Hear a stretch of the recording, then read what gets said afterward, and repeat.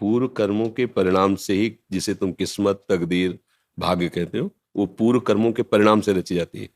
तो हम ऐसे महान कर्म कर लें तो हम उसको मिटा सकते हैं। पूर्व, जैसे हमारा गोदाम खराब चीजों से भरा हो तो उसमें आग लगाई जा सकती है ना, पर हमारी पहुंच हो आग लगाने की तब है। तो हमारे अनंत जन्मों के कर्म जहां जमा है उसे कहते हैं संचित कर्म शास्त्रीय भाषा में। और जो हम अब कर्म कर रहे हैं इसे कहते हैं क्रियमाण, नवीन कर्म।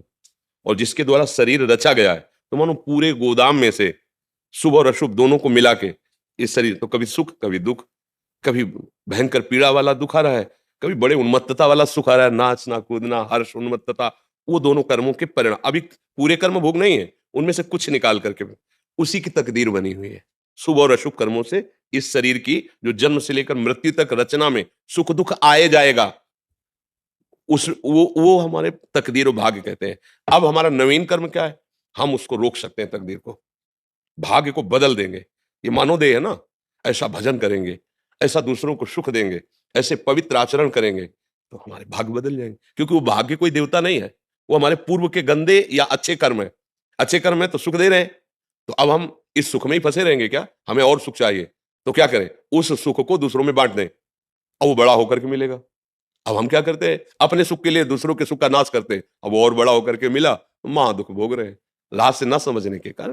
तो दुख और सुख देने वाले शुभ और अशुभ कर्म जो हमारे भाग्य में लिखे हैं, वो अगर हम मिटाना चाहें तो एक ही बात है, भगवान की शरण में होकर नाम जप करते हुए दूसरों को सुख पहुंचाए।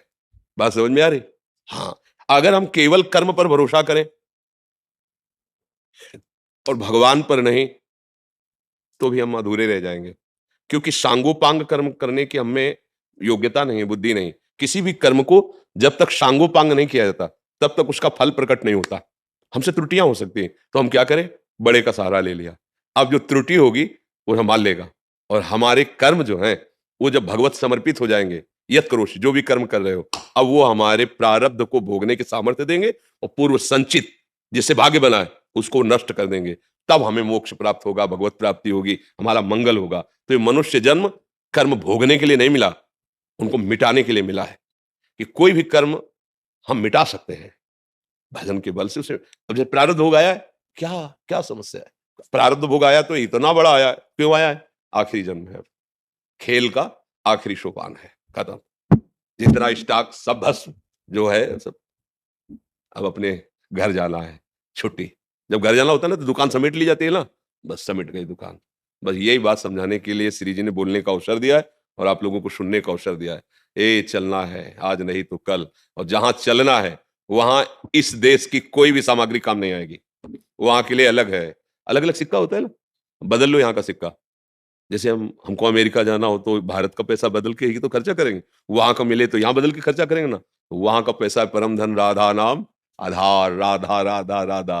अच्छा, यही आपके साथ जाएगा और यही आपको कमाने नहीं दे रही माया, और सब व्यवस्था करेगी, ये नहीं कर ले देगी, तो फिर हम खाली हो जाएंगे। इसलिए मरने से डर लगता है, मरेंगे तो फिर क्या होगा?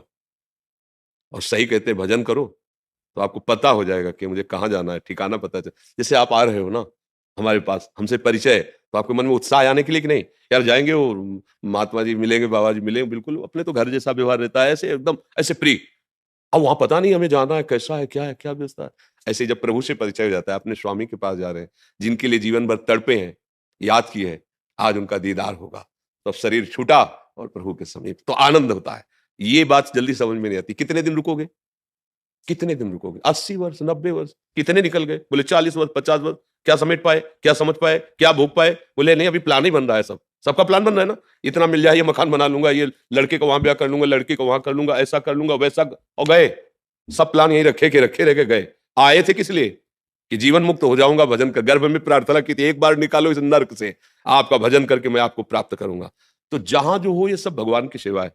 चाहे आप किसान हो, व्यापारी हो, राज सैनिक हो, कोई भी हो, ये भगवान की सृष्टि है। सेवा करो, नाम जप करो और हृदय से भगवान का आश्रय ले लो, बस काम हो जाएगा। ये जो तकदीर भाग्य है ना, ये खिलौना है, कोई बहुत बड़ी बात नहीं है। इस पे घुटने नहीं टेकने, हाँ, उनको घुटने टिकवा देने। भगवान का बहुत बड़ा बल होता है, जिसके बल से अनंत ब्रह्मांड चल रहे हैं, उनका मैं दास हूं, मैं उनका अंश हूं। देखो अभी गर्जना आ जाएगी, और जब आप केवल शरीर अभिमान से धन बल करोगे, लोक बल करोगे तो घबरा जाओगे। और भगवान का बल है तो हर समय मृत्यु से लड़ते हुए देखो ना वीर जवान, कहीं भी गोली लग सकती है, कभी भी लग सकती है, तो इनको तो डिप्रेशन में चले जाना चाहिए। परिवार है, सब है, लेकिन नहीं, जब अपने धर्म की तरफ सोचते हैं कि हमारा स्वरूप है धर्म, देश रक्षा करना, प्रजा को सुख पहुंचाना, तो गोली खाना एक फूल खाने के जैसा है। कोई नहीं, देखो ना, गोलियां चल रही पर शत्रु को परास्त करने के लिए छाती आगे लगाए हुए चले जा रहे हैं।